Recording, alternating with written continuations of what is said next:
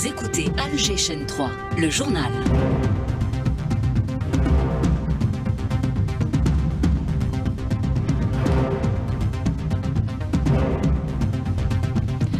Dans l'actualité, le renforcement de l'axe Alger-Masqat, la visite d'État du sultan d'Oman couronnée par la signature de plusieurs accords, la convergence de vues réaffirmée sur des questions régionales et internationales cruciales. Des perspectives prometteuses dans le secteur des mines, d'importants investissements sont consentis. De plus, la révision de la loi minière est à l'ordre du jour. Le ministre de l'Agriculture inaugure le Salon national de l'élevage et des productions laitières, une participation importante d'opérateurs qui contribuent à améliorer la qualité de la production algérienne. L'armée d'occupation israélienne lance des raids intensifs contre le Yémen. Le port de Hodeïda détruit. Cette infrastructure reçoit 80% des denrées importées par le Yémen. En sport, Coupe d'Algérie de handball, le Mouloudia d'Alger affronte le HBC El Biar à 16h à la salle Harsha Hassan pour le compte des huitièmes de finale.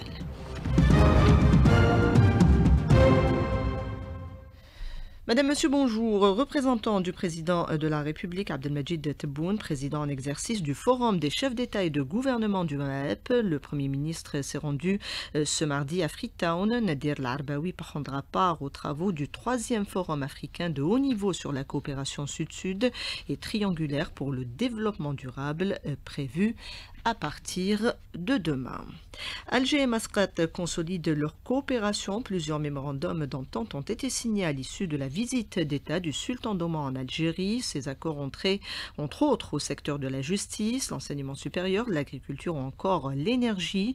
La création d'un fonds d'investissement conjoint a été actée. Il s'agit là de partenariats stratégiques qui se dessinent, souligne l'analyste Bedis Khenissa, contacté par Sofia Boukercha. Ce rapprochement permet de diversifier les partenariats économiques, loin de la dépendance vis-à-vis des grandes puissances, pour, je dirais, une coopération économique sud-sud à forte valeur ajoutée, avec une certaine intégration industrielle avancée dont nous avons déjà vu les prémices, mais surtout aussi factuellement des projets comme le projet de production d'engrais et d'urée d'ammoniac à Arzeu en Algérie. Donc des accords dans les secteurs financiers, pharmaceutiques, agricoles et des énergies renouvelables visent, de mon point de vue, à créer là aussi une certaine interdépendance durable, sincère et de confiance, favorisant ainsi des chaînes de valeur arabo-africaines conjuguées à ce jalon très important qui est la création d'un fonds d'investissement conjoint. Une convergence s'est affichée également sur des questions régionales et internationales, souligne Bedis Khenissa, joint par Sofia Boukercha. Alger et Masqat, de mon point de vue, partagent une vision commune, celle du refus des ingérences étrangères, mais également le rejet de la polarisation régionale et internationale, tout en soutenant des solutions diplomatiques et politiques négociées, des voies du dialogue notamment, pour assurer une résolution pacifique des conflits et des litiges. Mais également, de mon point de vue, un levier stratégique pour la constitution de ce que j'ai qualifié d'un pôle arabo-africain souverain, capable à terme de peser sur les équilibres régionaux et internationaux. Mais cette convergence renforce un axe diplomatique non aligné mais très influent, pouvant servir d'alternative in fine aux rivalités traditionnelles du monde arabe. Cet axe Alger-Masqat peut devenir in fine un corridor de coopération interrégionale et permettre de créer des ponts entre l'Afrique du Nord, le continent africain et avec bien évidemment la péninsule arabique dont nos deux pays seraient résolument les figures de proue. Le ministre de l'Énergie met en avant les perspectives du secteur minier à l'occasion de la Journée nationale des mines ce 6 mai. Mohamed Arkab a évoqué lors d'une cérémonie au siège du ministère les chantiers engagés dans le cadre de la stratégie de diversification de l'économie nationale. Ces propos sont recueillis par Maël Kens. La base minière du pays sera élargie par l'élaboration de programmes de recherche minière, la modernisation de la cartographie des ressources minérales et le lancement de projets miniers structurants majeurs. À l'instar de la relance du développement de la mine de fer de Garaj Bilet, de la mine de zinc et de plomb Awad Amizour Tala Hamza Béjaïa, du phosphate à Bled el-Hadba Tbessa et d'Ouad Kibrit Sougahras. Il s'agira aussi de développer diverses industries de transformation telles que le marbre, le carbonate de calcium, la barytine, le feldsphate, le kaolin, le bentonine, ainsi que l'exploitation artisanale de l'or dans la wilaya du Grand Sud. Tous ces projets visent à augmenter la valeur ajoutée de ce secteur et à améliorer sa contribution au produit intérieur brut du pays, sans négliger le développement du capital humain. Cela s'inscrit dans le cadre du programme tracé par le gouvernement, conformément aux orientations et engagements du président de la République, M. Abdelmajid Tebboune, qui assure un suivi constant et permanent dans l'objectif de diversifier l'économie nationale hors hydrocarbures et de réduire la facture des importations. Le ministre a également abordé la révision de la loi minière sur les principales propositions. On écoute le président directeur général de Sonarem, Belkacem Soltani. Il répondait à Neriman Mendil. Les deux principaux articles qui vont attirer les idées, les investissements directs étrangers, c'est l'article 120 qui a banni soit de 51 à 49. Donc un étranger, il peut venir faire l'exploration. L'étranger, il crée une entreprise de droit algérienne qui peut posséder dans le capital 80% et les 20% c'est l'entreprise nationale. Et le deuxième point important, par le passé, quand on aura le permis d'exploration, il faut qu'il constitue un autre dossier pour le permis d'exploitation. Mais actuellement, le même permis d'exploitation, il va être systématiquement sur le permis d'exploitation. La formation dans le secteur des mines est primordiale pour le développement de ce créneau. Belkacem Soltani, extrait de son intervention dans l'invité du jour. Nous avons, avec les Italiens, de créer des écoles par métier. Donc, il y a l'école de Marbre avec les Italiens que nous allons créer. Le 30 avril, il a eu un conseil de gouvernement dédié à la formation professionnelle. Et aujourd'hui même, le 6, on a une réunion au niveau du ministère de la formation professionnelle pour instaurer des programmes spécifiques pour le secteur des mines qui vont être établis en collaboration avec les professionnels de la formation professionnelle. Tout ce qui est activité minière. Également, il y a d'autres écoles à travers notre filiale qui a été créée, Sonarem Takwin, avec des programmes spécifiques, des programmes dédiés à la promotion de l'activité minière et des métiers de base. Dans le secteur de l'énergie, 6000 candidats ont été retenus au terme du concours national de recrutement d'ingénieurs et de techniciens organisé par Sonatrach en partenariat avec l'Agence nationale de l'emploi. Ce concours avait enregistré une participation record de plus de 180 000 candidats, marquant l'une des plus vastes campagnes de recrutement menées par Sonatrach ces dernières années. Les lauréats seront progressivement affectés à travers les différents sites et installations de la compagnie en fonction des besoins exprimés et des spécialités requises. Les services de la Sûreté nationale viennent de réussir un coup de filet en mettant fin à un réseau criminel composé de 47 personnes activant via des entreprises fictives. Ces services ont pu récupérer 24 milliards de centimes alors que 78 milliards ont été gelés.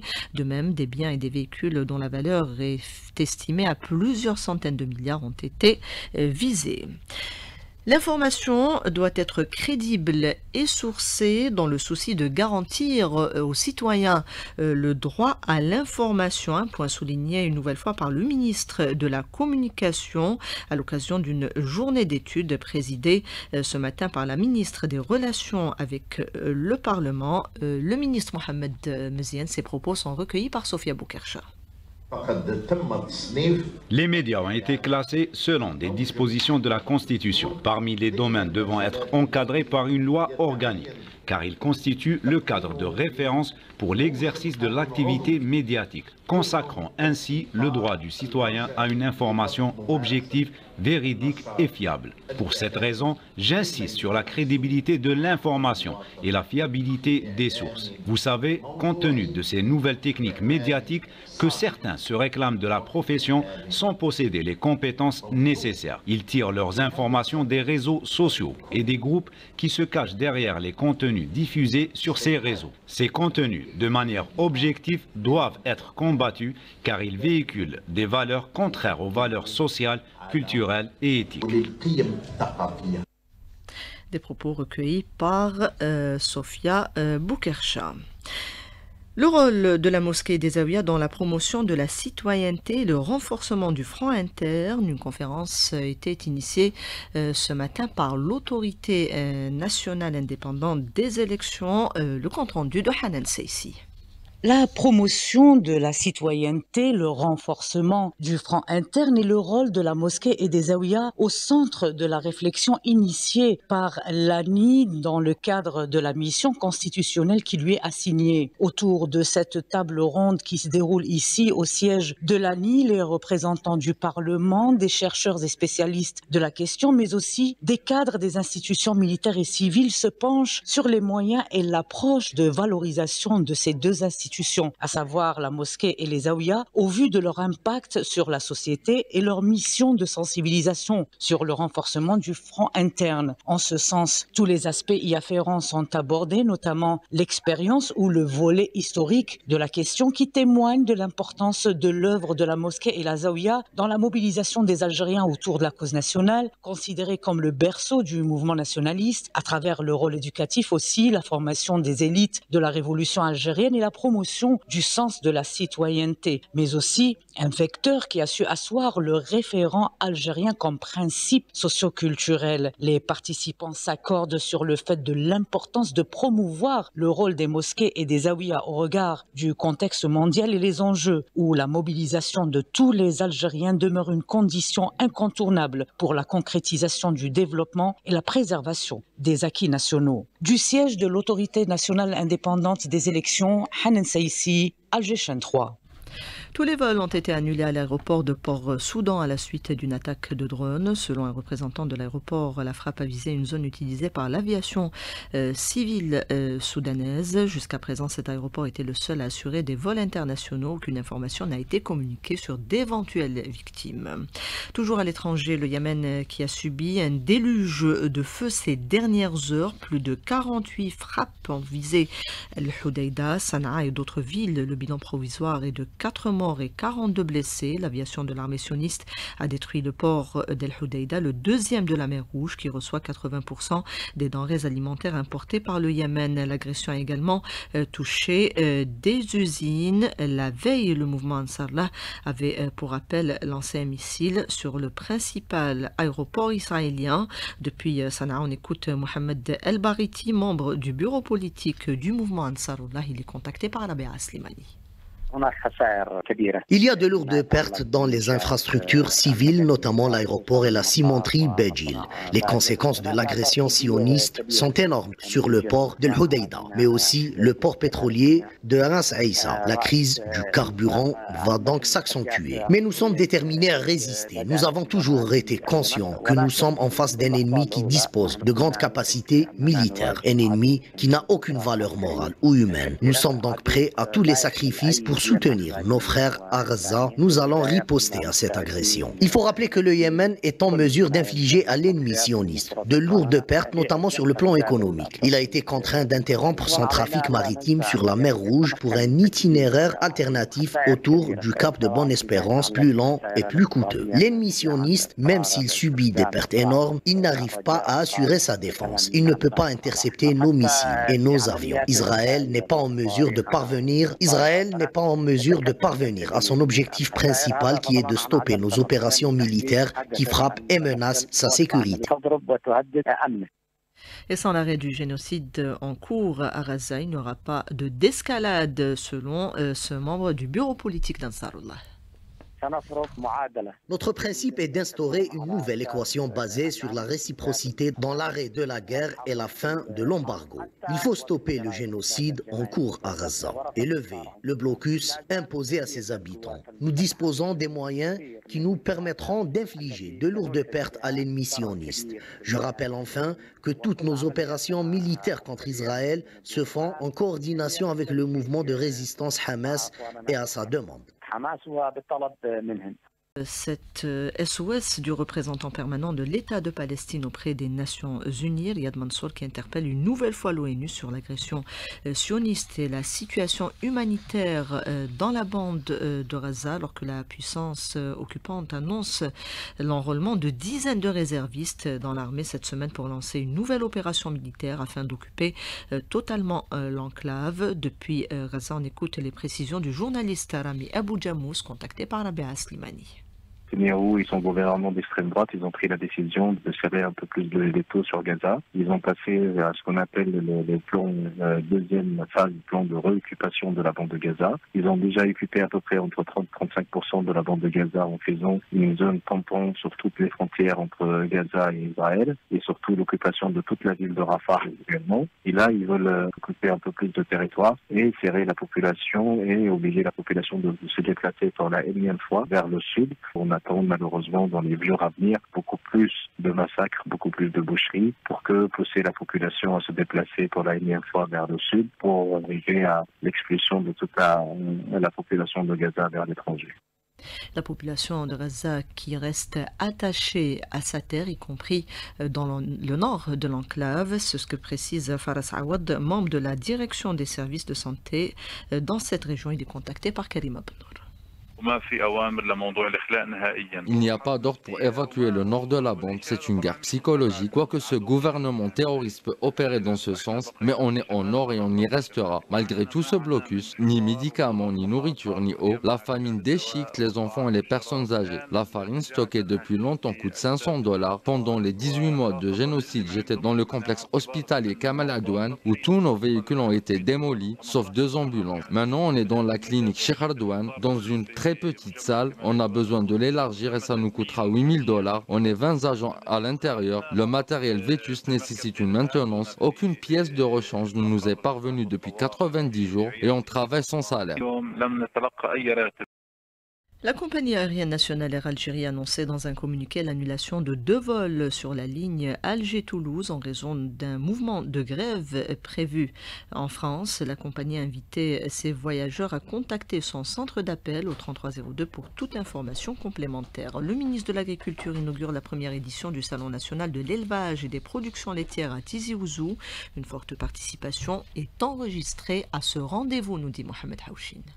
Organisé par la Chambre d'agriculture de la wilaya de Tizi Ouzou, ce colloque qui est adressé à un grand chapiteau au niveau de la gare routière de Bourg-Alpha à l'entrée ouest de Tizi Ouzou se propose de booster davantage l'élevage national dans toute sa diversité ainsi que les productions laitières et leurs produits dérivés qui, selon le ministre de l'Agriculture, ne cessent de s'accroître et de s'améliorer d'année en année et de renforcer par là même l'économie algérienne, comme a tenu à le confirmer aussi le commissaire du salon Abdelghani Ben Ali. Aujourd'hui, un salon de cette envergure ne couvre pas l'amont et l'aval, de la fourche à la fourchette ou du filet au consommateur. Nous devions avoir tous les moyens nécessaires à moderniser, à être dans un visionnement futuriste pour permettre à une Algérie meilleure dans le cadre de la consommation aussi. Si nous comptabilisons les unités de production fromagère qu'on a à Tizi Ouzou, qui sont plus de 33 et on ne va pas les valoriser, je pense que là, nous ne sommes pas vraiment dans notre rôle. Et aussi, notre qualité de production fromagère au niveau national. Nous sommes sur presque 600 outils au niveau de l'Algérie qui font les fromages, artisans et tout. Si on ne va pas développer des artisans à devenir un grand industriel, et nous avons toute une Afrique à nourrir derrière nous, aujourd'hui, je pense que c'est un rôle à jouer par rapport à tout ça. Il est à signaler que ce salon national de l'élevage s'étalera sur 5 jours. Tizi Ouzou, Mohamed Haouchine pour LGchaîne 3. Financement non conventionnel de l'économie nationale. La COSOB a organisé une rencontre aujourd'hui en collaboration avec l'ACACI dans l'objectif de sensibiliser les chefs d'entreprise. Youssef Bouznada, président de la COSOB au micro de Samir Alloun. Notre objectif principal, c'est de vulgariser ces nouveaux modes de financement, si je peux dire. Le financement de l'économie nationale est basé particulièrement sur le financement classique et le financement bancaire. Le financement alternatif ou le financement via le marché financier, via le capital investissement aussi, qui n'est pas très utilisé donc, par les entreprises économiques algériennes. Donc aujourd'hui, c'est l'occasion de rencontrer chefs d'entreprise qui sont adhérés donc, à la CACI pour leur faire des présentations sur les modalités, les conditions pour bénéficier de ces modes de financement, que ce soit à travers la bourse, à travers l'emprunt obligataire aussi, ou à travers les sociétés de capital investissement qui sont déjà 5 en Algérie, qui financent les PME surtout, à travers donc une entrée sur leur capital. Les talents et les compétences en herbe concourent pour la Charrette d'Or, une compétition en marge du Batimatech qui vise à valoriser le potentiel créatif dans les domaines de l'architecture et de l'urbanisme. On écoute Akli Ramrouche, directeur de la revue Vie de Ville. Il est au micro d'Ibtihal Addoun. Nous avons réuni un jury de professionnels, d'experts. C'est aussi un avantage pour la ville d'Annaba parce que c'est des experts internationaux, c'est des Algériens établis à l'étranger. Ils viennent de Berlin, de Paris, de Lille, du Moyen-Orient et ils viennent spécialement pour donner un peu de leur expertise et juger de ces projets. Donc ils s'intéressent aussi à ce qu'on fait. Bien sûr, il y a des experts nationaux qui sont toujours là et qui sont à disposition. Il y a 3 architectes qui vont présenter au public cette matinée. Les 3 projets, c'est des projets charrette d'or exceptionnels. Cette année, ils ont été quand même galvanisés par un responsable politique qui est Walid Annaba et qui les a vraiment encouragés à aller de l'avant et les résultats sont impressionnants. L'actualité, c'est aussi la Coupe d'Algérie de handball avec les 8e de finale, Hamza Rahmouni. Et le coup d'envoi de ces 8e de finale est prévu cet après-midi avec un premier match. Il opposera le Mouloudia d'Alger au HBC El Biar à partir de 16h au niveau de la salle Haksha Hassan. La suite de ces 8e de finale est prévue ce vendredi avec 2 chocs. Ittihad Ouagla, CRB Mila et Olympique Louad, ES Ain Touta. Toutes les 2 rencontres sont prévues au niveau de la salle d'El Biar. Et enfin, une dernière information qui vient de nous parvenir avec les dates qui ont été communiquées par la Fédération algérienne de basketball. Alors les playoffs messieurs sont prévus entre le 18 et le 23 mai, tandis que le tournoi des As est prévu le 27 du même mois. La finale de la Coupe d'Algérie Senior Dame pour le 24 mai. Merci Hamza. Selma Figuerer Siassi était à la réalisation du 12-13, derrière la console technique, Hussein à la régie d'antenne et Yassine en streaming. Tout de suite Karima Benour pour le bulletin météo.